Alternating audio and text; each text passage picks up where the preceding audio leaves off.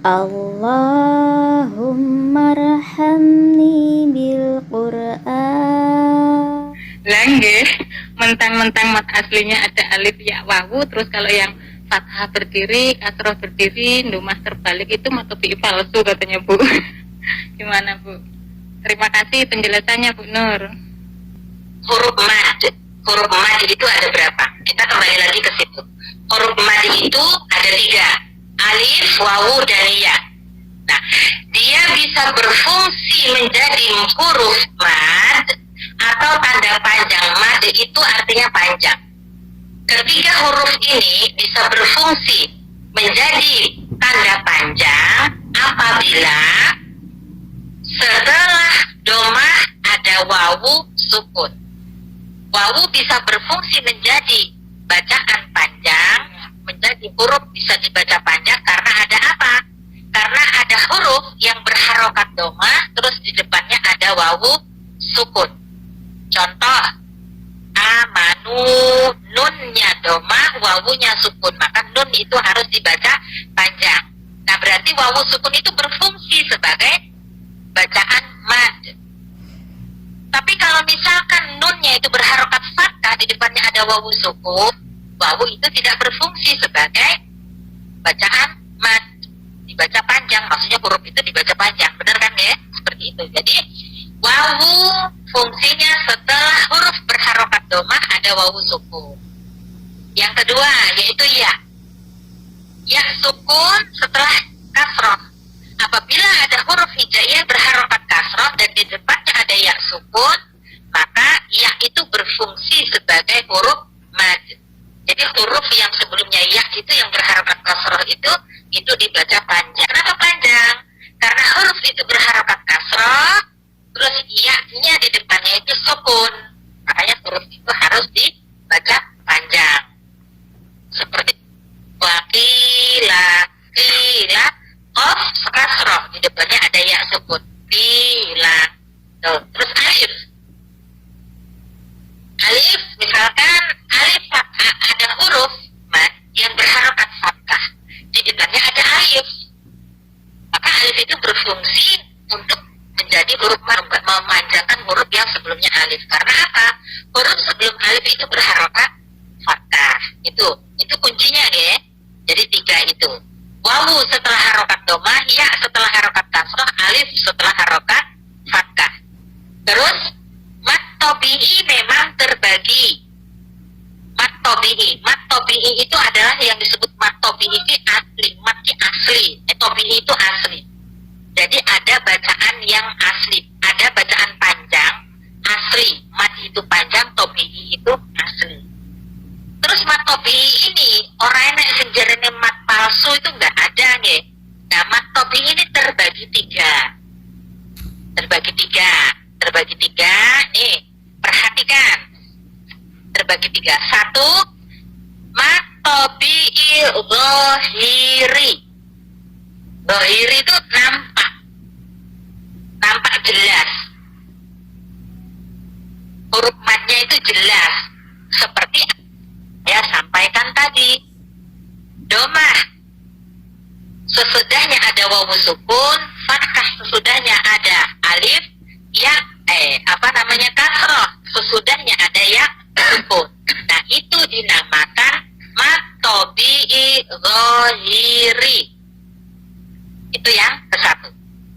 Mat tobi'i yang kedua namanya muqaddar. Muqaddar ini tersimpan. Enak sing juga mengartikan kira-kira, ya.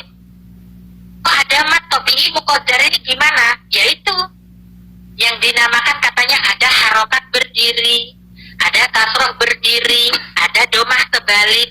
Nah, di dalam harokat berdiri itu, di situ tersimpan ada alif.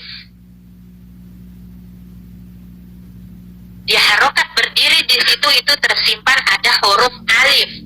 Sedangkan huruf alif itu adalah salah satu dari huruf mad. Assalamualaikum warahmatullahi wabarakatuh. Jadi kalau ada harokat berdiri itu harus dibaca panjang 2 harokat sama tabi'i zahiri, atau sama yang sering kita sebut mat tabi'i harokat gitu. Oke. Nah, ini yang harokat fathah, yang harokat fathah berdiri. Terus untuk yang harokat domah terbalik di situ tersimpanlah wawu sukun. Makanya apabila ada domah terbalik di situ harus dibaca panjang 2 harokat, sama dengan mat tabi'i zahiri atau yang biasa disebut dengan mat tabi'i. Terus sekarang ya huruf yang ketiga, alif domah, sekarang ya. Terus ada kasroh berdiri, di situ tersimpanlah huruf ya sukun. Alamatnya kasrohnya berdiri karena di situ ada ya yang tersimpan, ada ya sukun yang tersimpan. Sedangkan ya itu salah satu dari huruf mad. Ya, salah satu dari huruf mad. Kalau ada kasroh berdiri di situ berarti ada ya sukun, maka dibacanya harus 2 harokat sama dengan tabi'i zahiri itu. Terus sekarang yang ketiga namanya mat tabi'i harfi. Mat tabi'i harfi itu biasanya ada di mana? Ada di awal surat atau fawatihus suwar, ada di pembukaan surat. Surat-surat, bukan surat cinta ini, bukan surat cinta, surat kenangan, surat rindu, tapi ini di surat Al-Quran. Contohnya yang ditempati mat tabi'i harfi, itu pun hurufnya di fawatihus suwar, di awal surat itu atau di pembuka surat itu bertempat di 5 huruf. Hayun tohirin, ha, ya, to, ha, ro. Hurufnya ada 5. Hurufnya ada 5. Contoh, misalkan yang hayun tohirin, ha, huruf ha, itu biasanya ha, mim, hanya dibaca 2 harokat. Betul ya ini yang sudah Iqra 6 ini, yang bisa tahu di fawatihus suwar, di awal surat. Terus hayun tohirin, to, hayun, ya dulu ya, hayun, habis ya. Huruf ya biasanya di huruf ya yang berketempatan mat tabi'i di awal surat Yasin. Ya-nya itu 2 harokat, harokatnya pun berdiri, Yasin. Hayun, to, tohirin, to. Huruf to biasanya di to, tonya 2 harokat, harokatnya berdiri juga itu. Kirin ya, ha-nya ini ha, ini harokatnya berdiri juga. Rin ini berarti kan ro. Alif, la, ro, itu juga harokatnya berdiri. Nah, jadi teman-teman, mat tabi'i itu pun masih terbagi 3 bagian. 1, mat tabi'i zahiri, yaitu apabila ada alif setelah harokat fathah. Kita harus tahu dulu hurufnya mad itu ada 3, alif, wawu, ya. Nah, mat tabi'i terbagi 3. 1, mat tabi'i zahiri yang ditandai dengan alif setelah harokat fathah, nampak jelas, zahiri jelas, ketok, enggak ya, nampak di situ jelas. Wawu sukun setelah harokat dhammah, ya sukun setelah harokat kasroh. Contoh yang alif, hanya itu di depannya ada alif, kelihatan. Hanya huruf ha-nya itu berharokat fathah, di depannya ada alif. Terus huruf ta, ya sukun setelah kasroh, ti,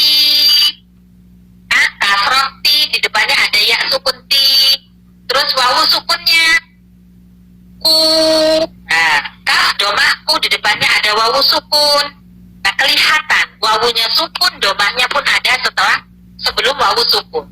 Nah, domahnya nampak terlihat, wawunnya di depan domah itu sukun itu nampak terlihat. Jadi hatiku itu contoh dari mat tabi'i dhahiri. Hatiku. Luar biasa, Masya Allah, Bu. Untuk muqaddar. Yang kedua yaitu muqaddar itu tadi. Jadi muqaddar itu apabila ada harokat berdiri di situ berarti tersimpanlah ada alif, ada huruf alif. Domah terbalik berarti di situ tersimpanlah ada wawu sukun. Kasroh berdiri berarti di situ tersimpanlah ya sukun. Itu yang mat tabi'i muqaddar. Terus mat tabi'i harfi. Nah, mat tabi'i harfi di awal-awal surat ada huruf yang berharokat berdiri faka, berarti di situ juga tersimpanlah ada alif. Bedanya kalau di fawatihus suwar tidak ada wawu, tidak ada ya, cukup alif saja, cukup harokat fathah saja. Jelas teman? Bisa dipahami Mbak siapa tadi? Insyaallah. Mbak. Bu. Ya, ya, maaf, alhamdulillah. Terus kenapa itu banyak teman-teman tuh nyebutnya itu mat tabi'i palsu gitu, Bu? Maksudnya apa boleh disebut sebagai mat tabi'i palsu atau gimana, Bu? Lah aku tuh enggak, aku di alasannya. Kalau ada teman yang ngomong seperti itu tanyakan alasannya apa, kok ngomong ada mat tabi'i palsu. Kalau saya tidak, karena saya punya alasannya. Saya tidak mengatakan mat tabi'i palsu. Memang mat tabi'i ada 3. Kalau saya kan punya alasannya. Jadi sama tanyakan sama teman itu, kok iso palsu Mbak? Iya. Ya gitu katanya di kelas. Katanya pas di kelas, Bu, kan disuruh nguraiin gitu loh, Bu. Terus ini apa itu mat tabi'i tapi bukan yang asli ya, mat tabi'i palsu. Dan sekarang begini. Sekarang bagi yang sudah mengetahui, Yokui, ngonokui. Bagi yang sudah mengetahui ya, apa yang sudah saya jelaskan ini. Misalkan ada yang menyampaikan mat tabi'i palsu, ya wis bene. Ada kan perubahan di kebiasaan yang kurang pas, bahkan tidak pas itu tadi dari diri kita sendiri. Misalkan sampean jadi pendamping, jelaskan sesuai dengan apa yang telah sampean ketahui. Nah, iki mau kan jelas nggih? Mat tabi'i enek telu jelas. Mat tabi'i ada 3, dhahiri, muqaddar, harfi. Mat tabi'i muqaddar, mat tabi'i harfi. Mengapa ada harokat berdiri, harokat teranu domah terbalik, kan ada alasannya juga. Seperti itu.